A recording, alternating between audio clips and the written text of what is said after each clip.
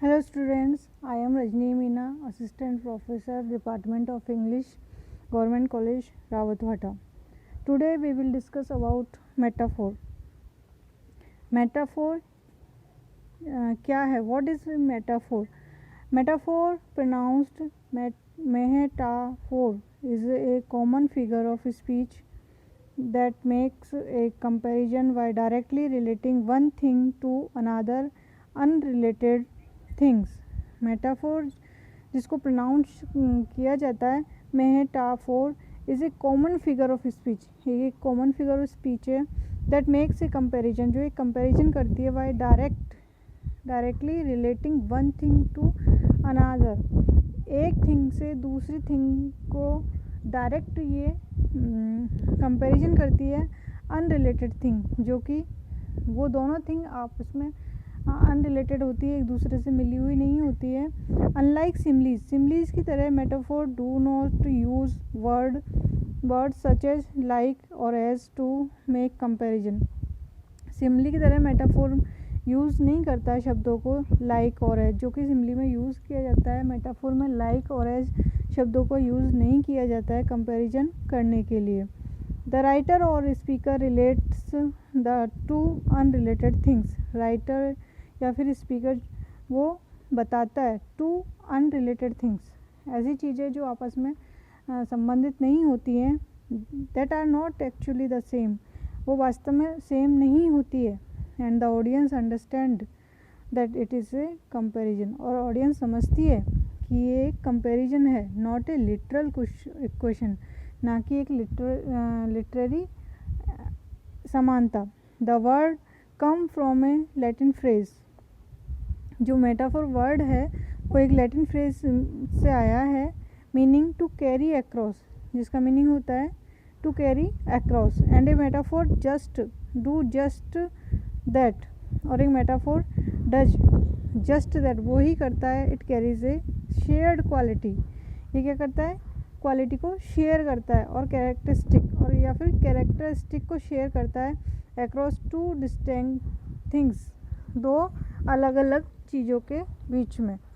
Writers use metaphor to add colours. Writer use करता है metaphor का कलर यूज़ करने में, and emphasis to what they are trying to express, और जोर देता है जो वो एक्सप्रेस करना चाहते हैं. For instance, if you say someone has a sea of knowledge, यदि तुम किसी व्यक्ति के लिए वो बोलते हो कि उसके पास एक ज्ञान का भंडार है, सागर है, you are using a metaphor, तो तुम एक मेटाफोर का यूज़ कर रहे हो टू एक्सप्रेस हाउ स्मार्ट और एजुकेटेड दे आर. क्या एक्सप्रेस करने के लिए कि वो कितने स्मार्ट है और एजुकेटेड है. Knowing and knowledge and the sea. Knowledge और sea are not literally related, ये दोनों ही आपस में रिलेटेड नहीं हैं, but they are figuratively related, लेकिन एक फिगर के रूप में उनको रिलेट किया गया है. Because they are both immense things that are difficult to measure, क्योंकि दोनों ही अलग अलग चीज़ें, बड़ी चीज़ें जिनको मेजर करना, नापना संभव नहीं है. बाय पुटिंग देम टुगेदर, उनको एक साथ रख करके you can accentuate how vast a person's knowledge is. आप अनुमान लगा सकते हैं कि एक व्यक्ति का नॉलेज कितना बड़ा है. A lot of common expressions are metaphor. बहुत सारे एक्सप्रेशंस हैं इनको मेटाफोर के रूप में यूज़ किया जाता है. एंड दिस इंक्लूड्स फ्रेजेस, और इनमें फ्रेजेस भी आती है, लाइक हार्ट ऑफ गोल्ड, और calling someone a rat, snake, pig और shark. These figurative expressions are so widespread. ये फिगरेटिव एक्सप्रेशन इतने फैले हुए हैं that we rarely stop to think about that, कि हम मुश्किल से उनके बारे में सोचने से अपने आप को रोक पाते हैं. But unless you literally think that, लेकिन आप खुद सोचते कि समवन हैज़ गिल्ड and fins, you are using a metaphor, then you call that person a shark. जब आप उस पर्सन को एक शार्क कहकर बुलाते हैं तो आप एक मेटाफोर का यूज़ कर रहे हैं.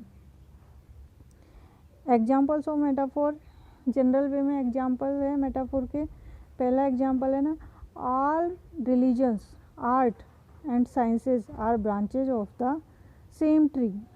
ये अल्बर्ट आइंस्टाइन ने बोला है कि ऑल रिलीजन, सभी धर्म, कलाएं और विज्ञान शाखाएं हैं उसी पेड़ की, जिसको अल्बर्ट आइंस्टाइन ने इस ट्री के द्वारा समझाने की कोशिश की है।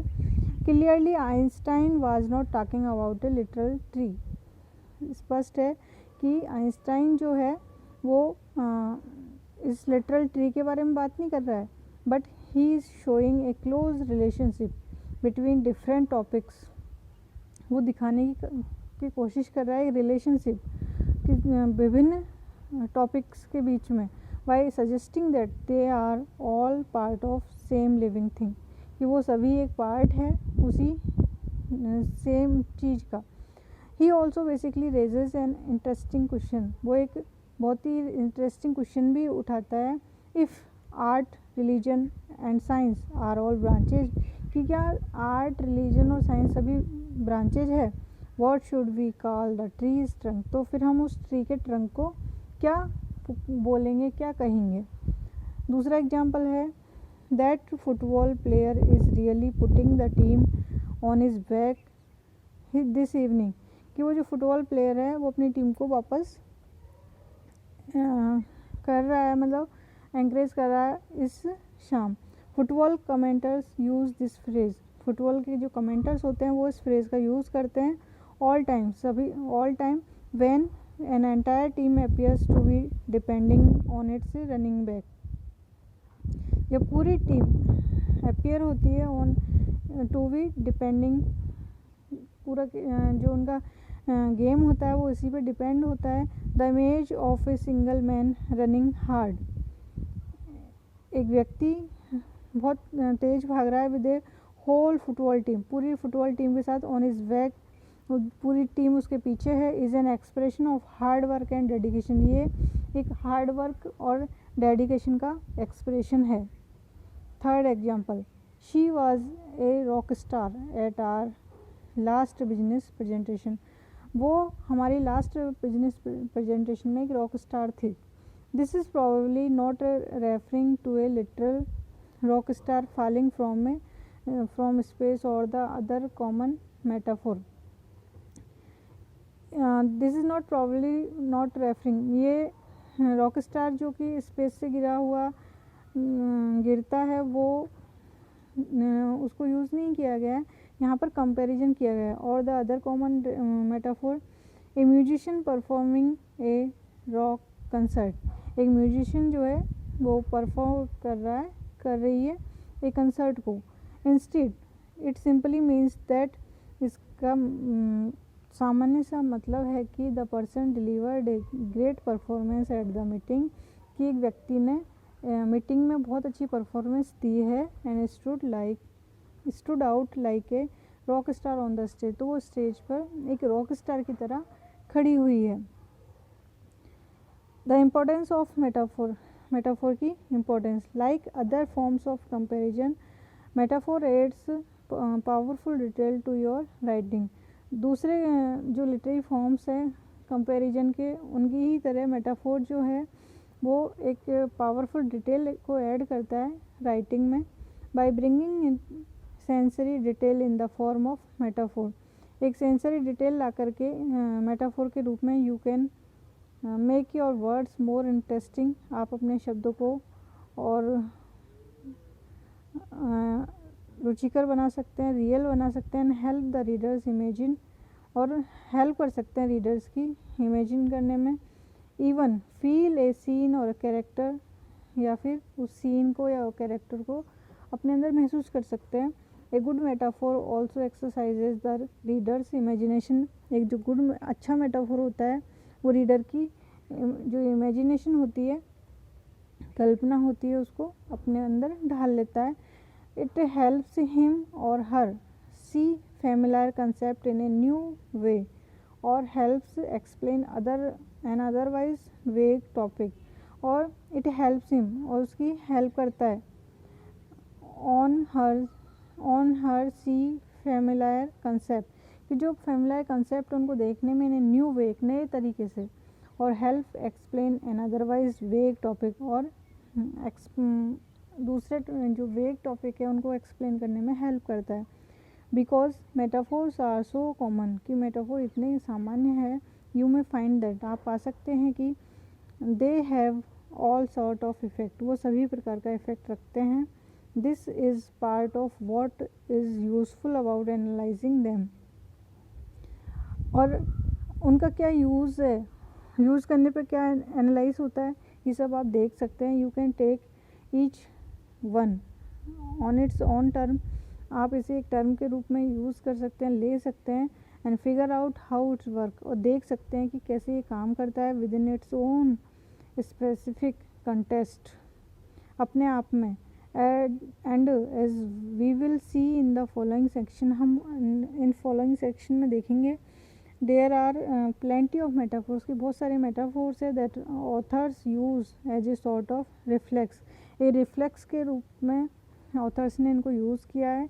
When someone says they have a broken heart, जब कोई कहता है कि उसका वो ब्रोकन हार्ट है उनका, they are not necessary employing metaphor deliberately, तो वो ज़रूरी रूप से उनको मेटाफोर एम्प्लॉय नहीं कर रहे हैं। Sometime they are just looking for a common figurative expression, कभी कभी वो एक सामान्य फिगरेटिव एक्सप्रेशन में भी देखा जा सकता है।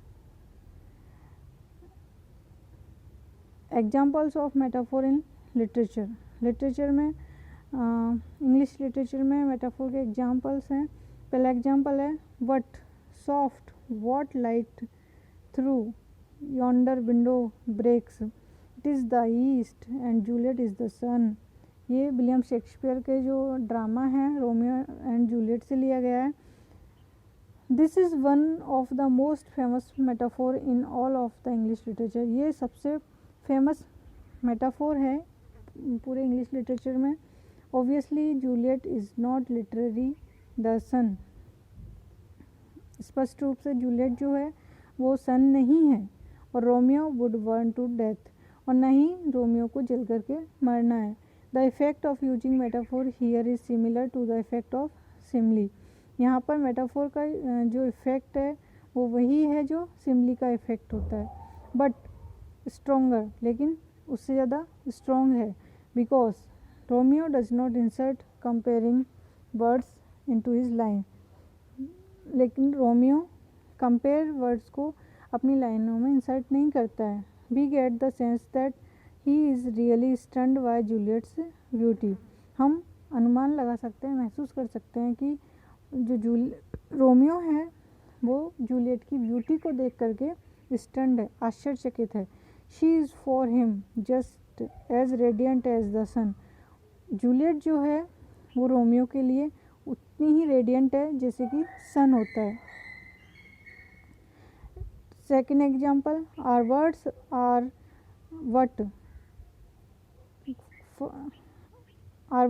What crumbs that fall down from the feast of the mind, ये खालिल गिब्रन की जो बुक है सैंड एंड फॉर्म, उससे लिया गया है।